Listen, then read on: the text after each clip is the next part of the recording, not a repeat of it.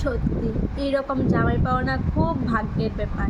কারণ কেন জানো, আমি যদি আমার জামাইকে বলি চলো না আমাকে ঘুরতে নিয়ে যাবে, না আমার নেয় না। রোদ্রে যদি আমি কালো হয়ে যাই গা, জামাইরা যদি কই তুমি আমার লেগে টিফিন আইন না, ফাস্টফুড আইন না, আমার খাইতে খুব ইচ্ছা করতেছে, মা গু না না না টিফিন খাও নাই, যদি ওই টিফিন পচাও আমার পেট খারাপ হয়ে যাবে একদিন ধরে, মানে পাতলা পায়খানা যদি আমার ছুটে।